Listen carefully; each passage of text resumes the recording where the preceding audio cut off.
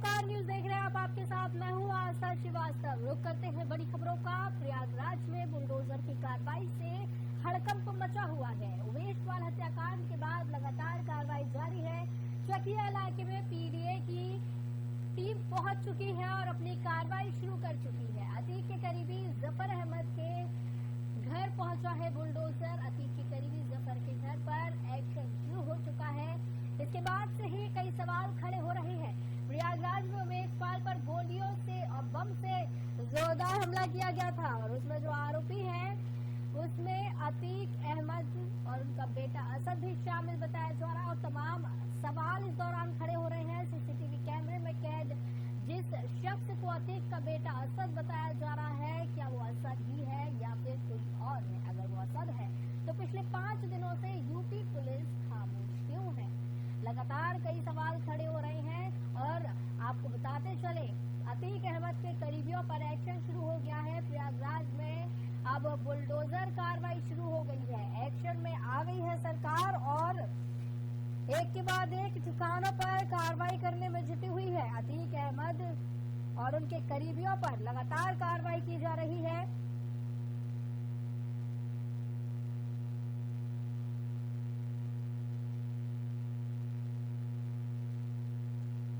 तो आपको बताते चले, प्रयागराज में उमेश पाल पर गोलियों और बम से हमला किया गया था। अतीक के करीबियों के घर में बुलडोजर पहुंच चुका है। एक्शन में पीडीए के अफसर नजर आ रहे हैं और इस दौरान बड़ी कार्रवाई की जा रही है। पूरे जो संपत्ति है उस पर बुलडोजर की कार्रवाई चल रही है। कसारी मसारी में जफर का मकान है, उसका ध्वस्तीकरण किया गया, सामान निकाला गया बाहर। घर के आसपास रैपिड एक्शन फोर्स भी मौजूद दिखी है। सामान्य लोगों की आवाजाही पर पाबंदी कर दी गई। कार्रवाई से पहले मोहल्ले की बिजली सप्लाई काट दी गई। घर से 2 गन मिलने की सूचना भी है। घर से तलवार बरामद की गई है। जांच का विषय है कि कहीं इस गन का इस्तेमाल उमेश पाल की हत्या में तो नहीं किया गया। पीडीए के अफसर मौके पर मौजूद है। घर से सामान को बाहर निकाला गया है। तो वहीं शाइस्ता परवीन के आवास पर भी पीडीए का बुलडोजर लगा हुआ है और कार्रवाई की जा रही है। बताया जा रहा है कि अतीक के आवास से जफर का घर 50 मीटर दूर है। बांदा का रहने वाला जफर बताया जा रहा है तो प्रयागराज वहां से आया था और अतीक के साथ जुड़ा। जफर पर आधा दर्जन से ज्यादा मुकदमे दर्ज बताए जा रहे हैं। शाइस्ता के वकील सौरभ के मुताबिक ये मकान जफर अहमद की अचल संपत्ति है। शाइस्ता किराए पर रहती थी। ये मकान जफर जो बांदा में ANI के पत्रकार हैं उनके नाम पर भी बताई जा रही है। तो भारी पुलिस बल तैनात है और लगातार सवाल खड़े हो रहे हैं। यूपी पुलिस की खामोशी पर सवाल खड़े हो रहे हैं। बुलडोजर कार्रवाई शुरू हो गई है और हड़कंप इससे मचा हुआ है। उमेश पाल हत्याकांड के बाद लगातार कार्रवाई जारी है। चकिया इलाके में पीडीए की टीम पहुंची है और साथ ही साथ चकिया के कसारी मुसारी स्थित शाइस्ता परवीन के आवास पर भी पीडीए का बुलडोजर पहुंचा और कार्रवाई कर रहा है। बताया जा रहा है कि अतीक के आवास से जफर का घर सिर्फ 50 मीटर की दूरी पर है। बसपा विधायक राजू पाल हत्याकांड के मुख्य गवाह अधिवक्ता उमेश पाल बताए जा रहे हैं। उनकी हत्या कर दी गई थी। उनके आरोप में शाइस्ता परवीन और पति बेटों के साथ फरार बताई जा रही है। सितंबर 2020 में अतीक अहमद ने अपने घर जो कि चकिया में स्थित है उसको अवैध रूप से निर्माण करने के लिए ध्वस्त किया था, जिसके बाद परवीन इस घर में शिफ्ट हुई थी। भारी पुलिस बल के सहयोग से पीडीए की एक टीम बुधवार सुबह यानी कि आज सुबह चकिया मोहल्ले में बुलडोजर लेके पहुंची और घर के सामने की करीब 2.5 करोड़ रुपए कीमत की 4 दीवारी को गिरा दिया गया।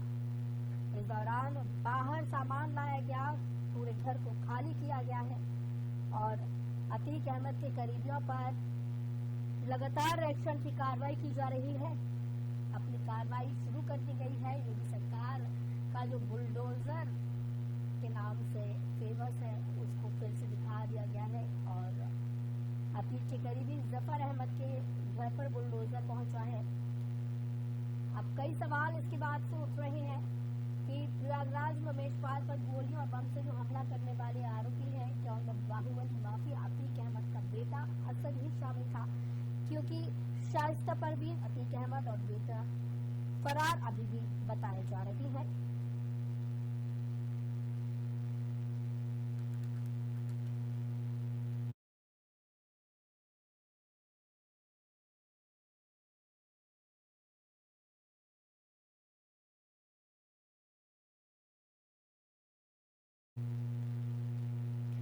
तो मध्य प्रदेश में विधानसभा का बजट सत्र चल रहा है, जिसका आज तीसरा दिन है और एमपी का बजट पेश हो चुका है।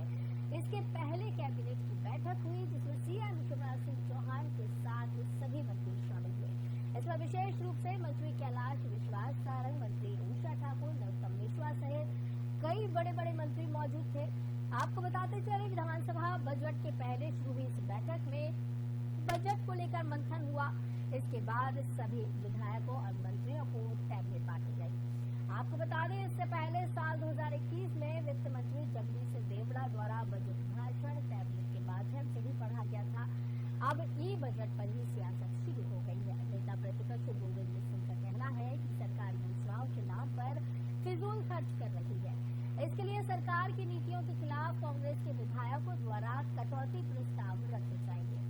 तो बताते चले कि मध्य प्रदेश विधानसभा का बजट सत्र चल रहा है और इस दौरान बजट पेश किया गया है। वित्त मंत्री ने इस दौरान बजट पेश किया है।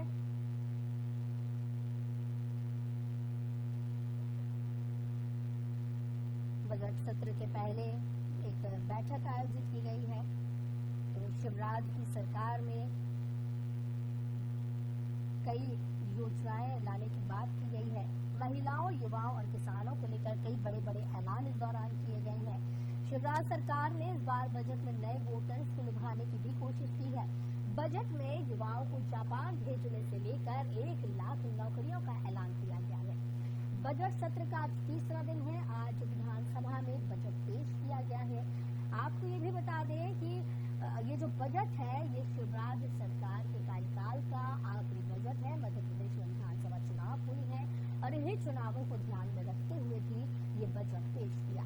विधानसभा में बजट से पहले कैबिनेट की बैठक आयोजित की गई। इस बैठक में कई बड़े बड़े दिग्गज नेता मौजूद रहे। गृह मंत्री नरोत्तम मिश्रा इस दौरान मौजूद रहे।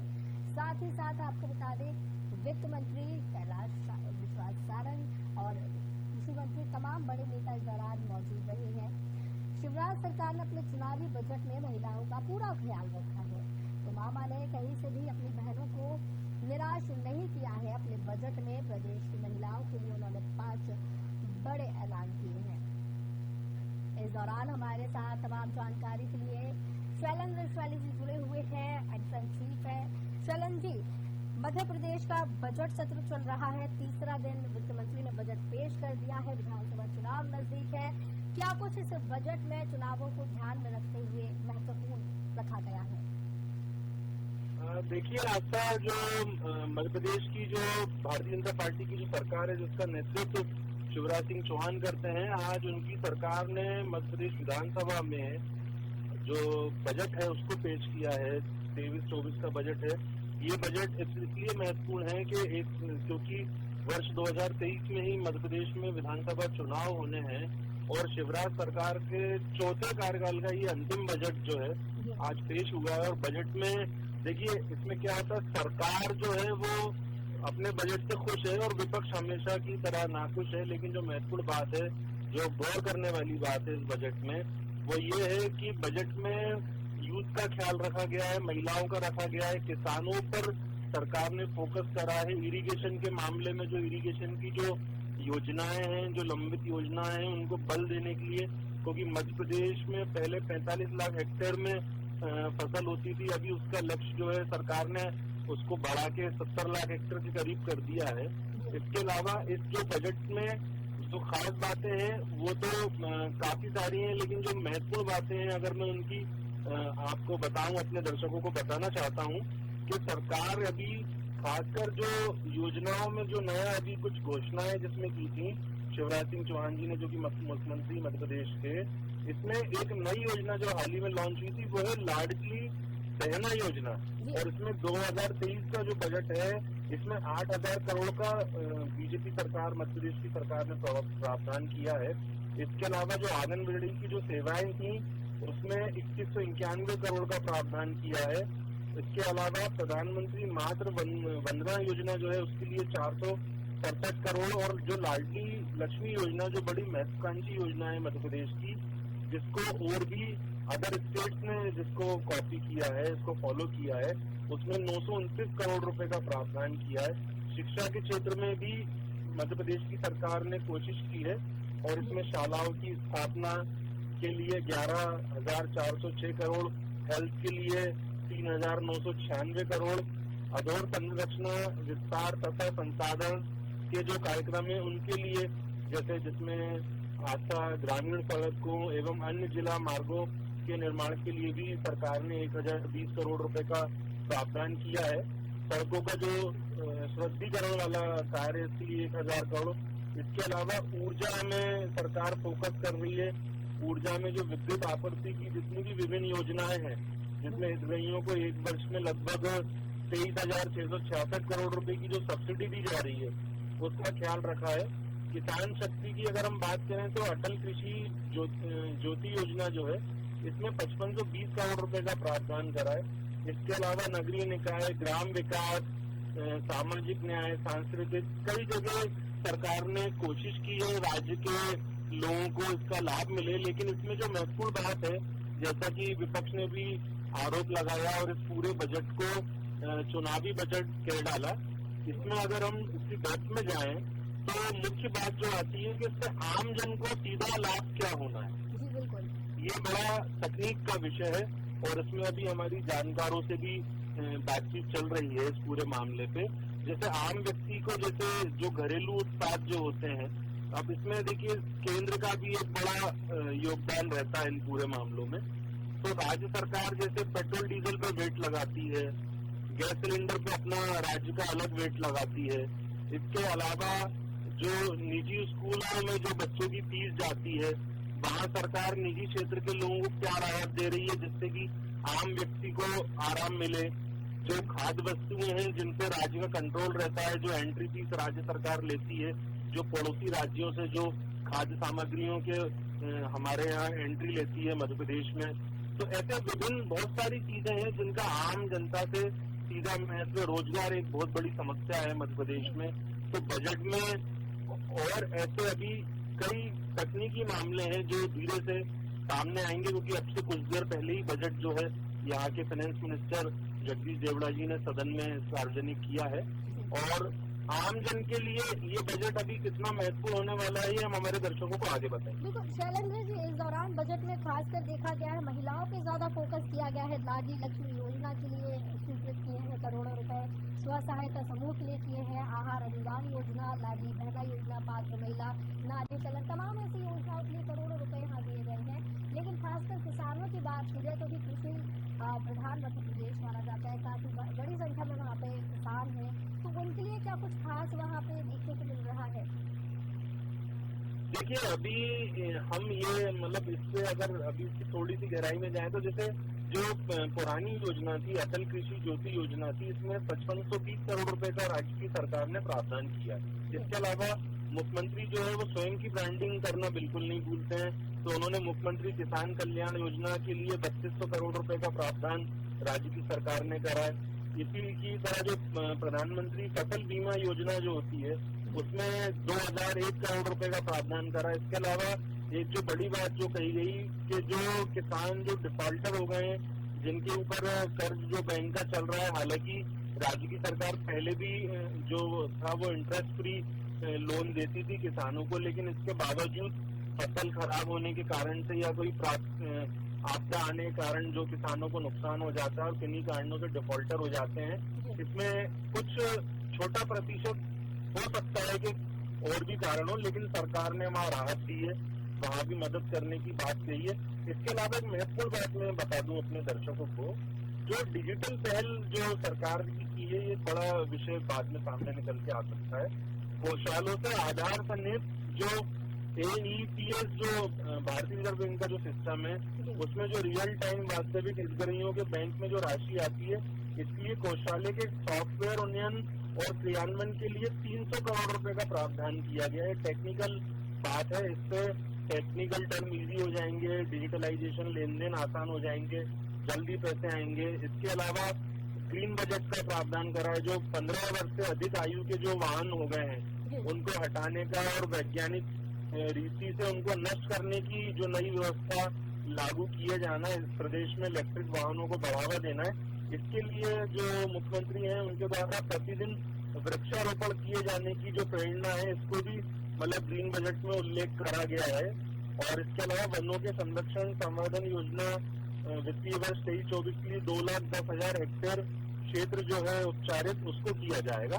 इस तरह के तमाम महत्वपूर्ण प्रयास सरकार द्वारा बजट को लेकर किए प्रयास इस दौरान किए जा रहे हैं। अब बजट पेश हुआ है, चुनाव नजदीक है। अब देखने वाली बात यही होती है कि चुनाव को देखते हुए या जिस तरीके से भी ये बजट पेश किया गया उसका असर क्या कुछ होता है, जनता को कैसे इसका सीधा लाभ मिलता है।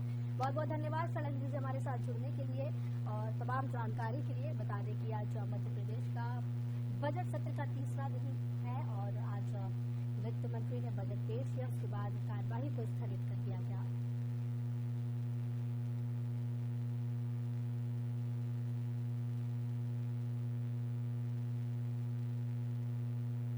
तो सीधे अब आपको लिए चलते हैं जहां उत्तर प्रदेश विधानसभा में योगी आदित्यनाथ क्या कुछ कह रहे हैं, आपको सुनाते हैं। ने जीएसटी में अपना रजिस्ट्रेशन किया है और यही नहीं, लगातार कर रहा है। और सरकार ने भी हर एक व्यापारी को 10 लाख रुपए की सुरक्षा बीमा का कवर भी उपलब्ध करवाया है। महोदय, ये तब है जब हम लोगों ने कोरोना जैसी महामारी का सामना किया, इस सदी की सबसे बड़ी महामारी, सबसे बड़ी महामारी। और उसमें इस महामारी के दौरान सरकार की संवेदनशीलता थी। आदरणीय प्रधानमंत्री जी की प्रेरणा से प्रदेश के अंदर फ्री में टेस्ट, फ्री में उपचार, फ्री में वैक्सीन, फ्री में राशन, ये सभी चीजें भी उपलब्ध कराई गई। गरीबों को, कमजोर तबके के लोगों को, स्ट्रीट वेंडर को भरण पोषण भत्ता, 40 लाख से अधिक प्रवासी कामगार और श्रमिकाएं, उन सबके स्किल मैपिंग के साथ साथ उन्हें समायोजन करने की व्यवस्था, इन सब को करने के बावजूद भी आज प्रदेश एक अच्छी दिशा में आगे बढ़ रहा है। हम लोगों ने कभी नहीं कहा कि हमारे पास पैसा नहीं या बैंकों से लोन ले लेंगे। वित्तीय संस्थाओं के सामने गिड़गड़ाने की आवश्यकता भी नहीं पड़ी। एफआरबीएम एक्ट की जो लिमिट है उसके अंदर ही उत्तर प्रदेश की वर्तमान की व्यवस्था है और राजकोषीय घाटे को हमने उसके दायरे में रखा, सीमित रखा है। ये प्रदेश के बेहतर वित्तीय प्रबंधन का एक नमूना भी है कि इतनी बड़ी आबादी को कोविड जैसी महामारी का सामना करते हुए, राजकोषीय घाटे को नियंत्रित करते हुए, ये वित्तीय प्रबंधन का एक बेहतरीन नमूना हो सकता है, जिसके लिए सरकार की सराहना करनी चाहिए थी विपक्ष को भी कि चलिए, आखिर जो टेस्ट हुए, क्या वे टेस्ट क्या किसी की जाति देख करके हुए थे क्या? वैक्सीन किसी की जाति देख करके लगाए गए थे क्या? राशन किसी की जाति देख करके लगाए गए थे क्या? नहीं। ये तो सबके लिए, सबका साथ सबका विकास, यही तो है। ये वही मूर्त रूप है। योजनाओं का लाभ सबको, विकास सबको, सब तक पहुंचाने का काम किया गया और उस सीमा को हम लोगों ने पूरी मजबूती के साथ आगे बढ़ाने का काम किया। कल मैं सुन रहा था नेता विरोधी दल की बातचीत को, कैसी बात कर रहे थे और उन्होंने यहां पे खन्ना जी के बजट भाषण में शेरू शायरी पर भी काफी टिप्पणी की। राष्ट्र कवि दिनकर की कविता को भले ही पढ़ नहीं पाए, लेकिन खन्ना जी की उस पर शेरो शायरी पर टिप्पणी कर रहे थे। लगता टिप्पणी करने से बचना चाहिए था।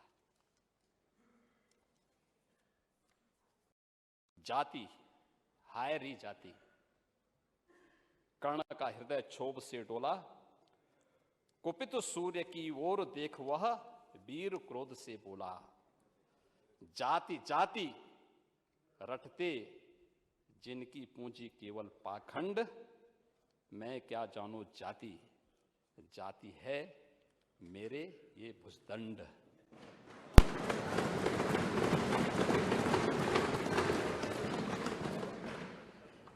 महोदय, कल मैं देख रहा था, पूरे टेलीविजन रंगे हुए थे प्रयागराज की घटना को लेकर के। पूरी घटना का जो साजिश करता है उसकी फोटो वायरल हो रही थी।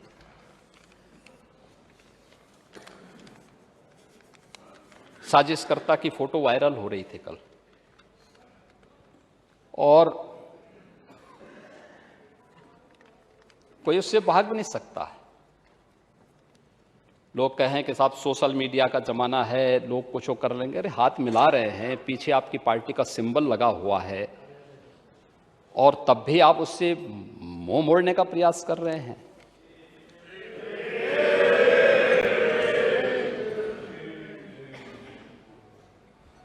जो उमेश पाल मारा गया, क्या उसकी कोई जाति नहीं थी क्या?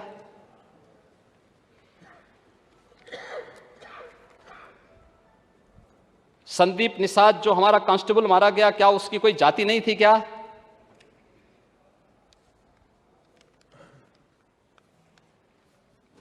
यानी आप ठेका ले चुके हैं जाति का, लेकिन किसी गरीब को, किसी कमजोर को, किसी अति पिछड़े को, ऐसे पेशेवर अपराधियों को संरक्षण देकर के मरवाएंगे? ये क्या तमाशा है?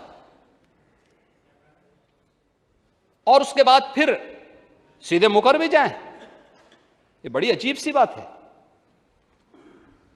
ये बड़ी अजीब सी बात है। यानी राजू पाल की कोई जाति नहीं थी क्या? जब राजू पाल की हत्या हुई थी तब ये पेशेवर अपराधी और माफिया के संरक्षणदाता कौन थे? राजू पाल की यही वो थी ना कि वह अपने दम पर विधायक बन गया था।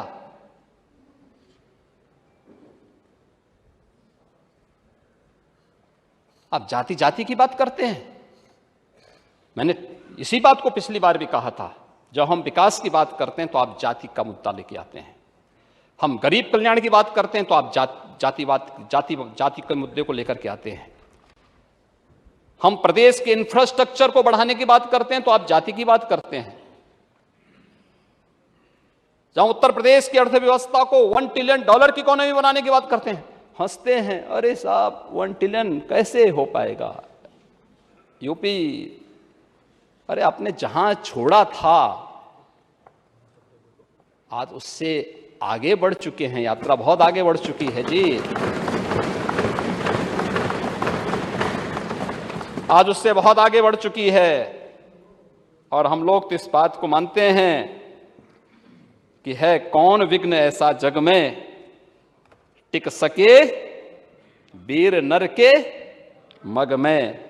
खम ठोक ठिलता है जब नर पर्वत के जाते पांव उखड़। मानो जब जोर लगाता है पत्थर पानी बन जाता है।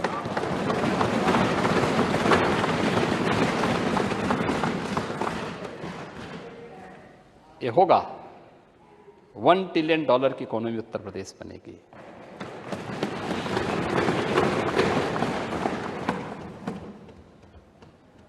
और जरूर बनेगी, इसमें कोई संदेह नहीं होना चाहिए किसी को भी। लेकिन मुद्दे को भटकाने का प्रयास कैसे होता है? महोदय, एक और नमूना वह है बाबा साहब भीमराव अंबेडकर की बात कर रहे थे ना, 12 से 17 के बीच में क्या हुआ था तो हर व्यक्ति जान ही रहा है। लेकिन 2016-17 में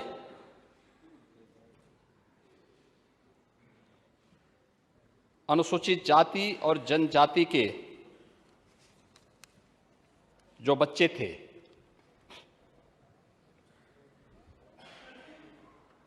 उस समय 21,21,629 छात्रों के लिए तत्कालीन सरकार ने उनकी छात्रवृत्ति रोक दी थी।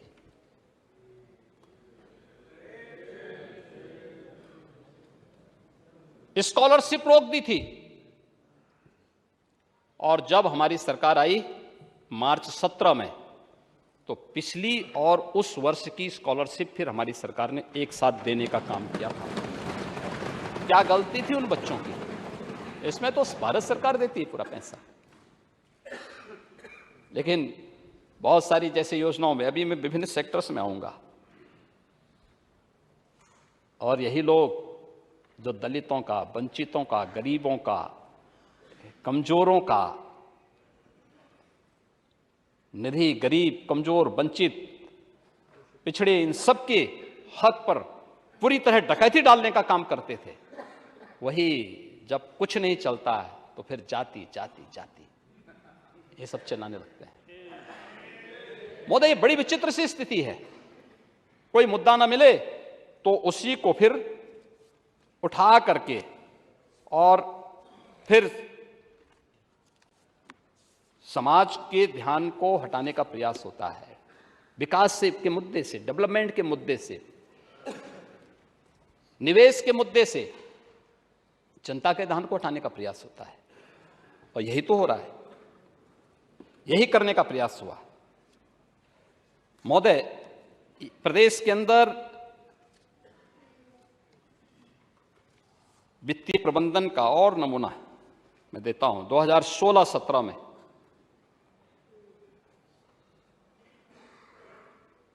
जो बजट प्रस्तुत हुआ था, उसमें राज्य का जो अपने रेवेन्यू थे, कुल सोर्स थे, उसमें से केवल 33% का ही उपयोग हो पाया, यानी 33% ही उसमें योगदान कर रहा था। और आज जब खन्ना जी बजट को प्रस्तुत करते हैं 22-23 में, तो इसका कंट्रीब्यूशन 44% है, 44% है। 16-17 में ऋणों से वित्त का जो बजट पोषण होता था, वित्त पोषण जो होता था बजट का, वह 20% था, और 23-24 में यह घटकर के आज मात्र 16% हो गया है। यानी आत्मनिर्भर उत्तर प्रदेश की ओर बढ़ते हुए कदम है ये। पूर्व के बजट, पहले पूर्व के बजट के लिए ही 8%, यानी बजट में 8% जो राशि थी वह तो ऋणों के ही ब्याज में चुकता हो जाती थी। आज घटकर के लगभग 6.5% पर आया है। 22-23 में 6.5 पर आ गया है। इसको और कम करने का प्रयास हो रहा है। बजट का दायरा बढ़ा है, हम उसको कम करने का प्रयास कर रहे हैं। और महोदय, जो प्रदेश के अंदर इंफ्रास्ट्रक्चर और रोजगार से जुड़ा हुआ जो सेक्टर है, अगर हम 16-17 की तुलना में देखें तो यह दुगने से अधिक बढ़ा है। आज 1,56,000 करोड़ रुपए की राशि केवल, यानी 1,47,000 करोड़ रुपए की राशि प्रदेश के अंदर कैपिटल एक्सपेंडिचर पर ही खर्च होगा। एक बड़ी राशि है, पहले की तुलना में दुगने से अधिक राशि है। और प्रदेश के अंदर निर्यात, कल कह रहे थे नेता विरोधी दल कि ओडीओपी क्या हो गया? ये वन डिस्ट्रिक्ट वन प्रोडक्ट है, जिसने यहां की परंपरागत उत्पाद को, एमएसएमई को एक नया जीवन दिया है। और एमएसएमई को नया जीवन देने का परिणाम है कि उत्तर प्रदेश एक्सपोर्ट का एक हब बना है। आज उत्तर प्रदेश 16-17 की तुलना में दुगने से अधिक एक्सपोर्ट कर रहा है। 1,56,000 करोड़ रुपए से अधिक का एक्सपोर्ट हमारा केवल 21-22 में ही पहुंच चुका है। लेकिन ये सच है कि आप ओडीओपी तो नहीं दे पाए, लेकिन 1 डिस्ट्रिक्ट 1 माफिया जरूर दे दिए थे। 1 डिस्ट्रिक्ट 1 माफिया। कौन जिला ऐसा नहीं था जिसमें एक नया माफिया न खड़ा हुआ? आपका कौन जिला था? कहीं संगठित अपराध में लिप्त माफिया थे, कहीं खनन माफिया थे, कहीं पशु माफिया थे, कहीं वन माफिया थे, कहीं भू माफिया थे। और ये आम उत्तर प्रदेशवासी जानता है इस बात को। आम उत्तर प्रदेशवासी इस बात को करता है। हर व्यक्ति इस बात को जानता है। लेकिन मुझे प्रसन्नता है कि हमारी सरकार ने 1 डिस्ट्रिक्ट 1 प्रोडक्ट की अभिनव योजना प्रदेश की एमएसएमई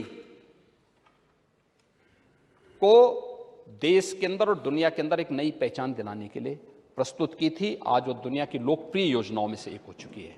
वैश्विक मंच पर आप देखते होंगे, जब आदरणीय प्रधानमंत्री जी दुनिया में कहीं जाते हैं और दुनिया के राष्ट्राध्यक्षों को उत्तर प्रदेश की 1 डिस्ट्रिक्ट 1 प्रोडक्ट से जुड़ी हुई किसी एक प्रतिकृति को उपलब्ध करवाते हैं, तो वह कलाकार, वह हस्तशिल्पी, वह कारीगर भी गौरवान्वित होता है। उसका बिजनेस वैश्विक मान्यता प्राप्त करता है। जियो टैग मिल रहे हैं, मार्केट में ओडीओपी छा रही है, यूनियन बजट का ही पार्ट बनता है। इस पर गौरव की अनुभूति करने की बजाय इसकी हम तौहीन करें, ये तो हम अपने हस्तशिल्पियों का, अपने कारीगरों का अपमान कर रहे हैं। उनको हम लोग हतोत्साहित कर रहे हैं। हमें तो उसे प्रोत्साहित करना चाहिए। वो हमारी उपलब्धि है, हमारी विरासत का हिस्सा है। आपके लिए वो जाति का विषय हो सकता है, हमारे लिए एक हस्तशिल्पी, एक कारीगर की कला का, उसके हुनर का सम्मान है। और उसको सम्मान देने के लिए 1 डिस्ट्रिक्ट 1 प्रोडक्ट के लिए हम लोगों ने अनेक। तो दिल्ली में बीजेपी का प्रदर्शन लगातार जारी है। बीजेपी जगह जगह प्रदर्शन कर रही है और केजरीवाल के इस्तीफे की मांग कर रही है। आईटीओ, राजीव चौक जैसी तमाम ऐसी जगह है जहां पर बीजेपी का प्रदर्शन चल रहा है और बीजेपी केजरीवाल के खिलाफ है, साथ ही साथ केजरीवाल के इस्तीफे की मांग कर रही है। आपको बताते चले कि मनीष सिसोदिया की गिरफ्तारी के बाद से ही पूरी दिल्ली में हंगामा मचा हुआ है और अब सड़कों पर बीजेपी उतर आई है और केजरीवाल के खिलाफ प्रदर्शन कर रही है, नारेबाजी कर रही है। आईटीओ, राजीव चौक और कई जगहों पर सड़कों पर बीजेपी उतर चुकी है। इससे पहले मनीष सिसोदिया की गिरफ्तारी जब हुई थी, तब मनीष सिसोदिया और सत्येंद्र जैन के इस्तीफे की मांग की जा रही थी और अब केजरीवाल को सरगना बताते हुए केजरीवाल के इस्तीफे की मांग की जा रही है। शराब मामले में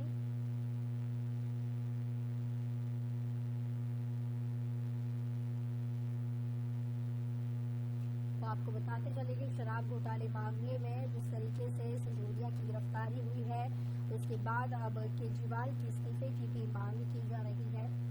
इसको लेकर बीजेपी सड़कों पर उतर आई है और जगह जगह प्रदर्शन किया जा रहा है। सिसोदिया की गिरफ्तारी के बाद से ही हंगामा मचा हुआ है, हाथों में बीजेपी पोस्टर लिए हैं। इस खबर की तमाम चर्चा के लिए हमारे साथ बीजेपी नेता अनिल गोयल जी जुड़े हुए हैं। अनिल जी, बहुत बहुत स्वागत है आपका ओंकार न्यूज में। धन्यवाद आपका जी। अनिल जी, सिसोदिया की गिरफ्तारी हो गई है, इस्तीफा दे दिया है, सत्येंद्र जैन ने इस्तीफा दे दिया है और अब बीजेपी आज फिर सड़कों पर उतर आई है। अच्छा जी, सही बात यह है कि जो इसका हीरो है, जो इसका मास्टरमाइंड है, जो इस पूरे टीम का सरदार है, अगर वो बाहर रहेगा तो हेराफेरी आगे भी होगी और निश्चित तौर पर ये मोहरे हैं और मोहरों के बाद में जो जेन्युइन आदमी है उसको भी आना चाहिए। और हमारी बड़ी स्पष्ट मांग है कि केजरीवाल जी हमारे मुख्यमंत्री है दिल्ली के और मुख्यमंत्री होने के नाते उनकी सारी जिम्मेदारी बनती है। उनके नेतृत्व, उनकी देखरेख में ये सब भ्रष्टाचार हुआ है, तो क्यों ना उनको भी इस बात के लिए उनको उससे बातचीत करी जाए और दूध का दूध पानी पानी हो। और उन्होंने अभी तक इनको क्यों मंत्री बनाए रखा अगर ये लगातार भ्रष्टाचार कर रहे थे। अब एक योगेंद्र जैन, जो सत्येंद्र जैन के बारे में जो लगभग एक साल से जेल में बंद हैं, लेकिन उन्होंने अभी तक भी उनको भी मंत्री पद से हटाने की जरूरत नहीं करी। तो इसका मतलब ये भ्रष्टाचारियों का साथ दे रहे हैं, भ्रष्टाचारियों की मदद कर रहे हैं, तो क्यों ना इनके खिलाफ भी कार्रवाई की जाए। तो बीजेपी क्या चाह रही है? अब दिल्ली सरकार ही गिराना चाह रही है? नहीं, दिल्ली सरकार गिराना नहीं, बीजेपी चाह रही है कि भ्रष्टाचारी को अंदर भेजा जाए और जो देश प्रेम काम करते हैं, जो देश की सेवा के लिए काम करते हैं, उनको काम का मौका दिया जाए। हम भ्रष्टाचारियों के खिलाफ हैं। तो हम बीजेपी में नहीं भ्रष्टाचार होता है? नहीं, अगर बीजेपी में कोई भी नहीं, मैं बताऊं, नारायण राणे के ऊपर मनी लॉन्ड्रिंग का केस था, शुभेंदु अधिकारी के ऊपर केस था, हेमंत बिश्व शर्मा के ऊपर केस था, येदियुरप्पा के ऊपर था, ये सब तो क्लोज कर दिए गए। इनके ऊपर आस्था जी, मैं कानून से ऊपर कोई भी नहीं है, चाहे वो किसी भी पार्टी का बड़े से बड़ा आदमी क्यों ना हो। और अगर कहीं भी किसी को भी लगता है कि पक्षपात हो रहा है, तो सबके लिए सुप्रीम कोर्ट के दरवाजे खुले हुए हैं, सबके लिए हाई कोर्ट के दरवाजे खुले हुए हैं, सबके लिए जांच एजेंसियों के दरवाजे खुले हुए हैं। जांच एजेंसियां अपने भ्रष्टाचार के खिलाफ, आतंकवाद के खिलाफ इसी तरह की कार्रवाई करती रहेंगी, और जो भी दोषी पाए जाएंगे किसी को भी नहीं बख्शा जाएगा। और जो कोई भी हो, किसी भी पार्टी से हो, मैं पार्टी का नाम नहीं ले रहा, मैं भ्रष्टाचारी, एक जो पार्टी है भ्रष्टाचारी पार्टी, जो भ्रष्टाचार में लिप्त है, चाहे किसी भी पार्टी कार्यकर्ता है, किसी भी पार्टी के नेता है, सबके खिलाफ एक्शन होना चाहिए, और उनके खिलाफ एक्शन हो रहा है। और जनता निश्चित तौर पर इस एक्शन को देख करके खुश है। जनता ये चाहती है कि हमारी खून पसीने की कमाई को इस तरह से बर्बाद कर रहे हैं भ्रष्टाचारी लोग, उनके खिलाफ कार्रवाई होनी चाहिए। ठीक है, तो अनिल जी बहुत बहुत धन्यवाद हमारे साथ जुड़ने के लिए और तमाम चर्चा के लिए इसकी। अब ये तो देखने ही वाली बात होगी कि केजरीवाल इस्तीफा देते हैं या नहीं देते हैं, क्योंकि मनीष सिसोदिया और सत्येंद्र जैन पहले ही इस्तीफा दे चुके हैं। केजरीवाल सरकार में अब सिर्फ 4 ही मंत्री बचे हुए हैं। केजरीवाल के पास कोई भी विभाग नहीं है। अब देखने वाली बात होगी दिल्ली की सियासत अब क्या कुछ नया रंग लेती है। फिलहाल मेरे साथ इतना ही, मुझे दीजिए इजाजत।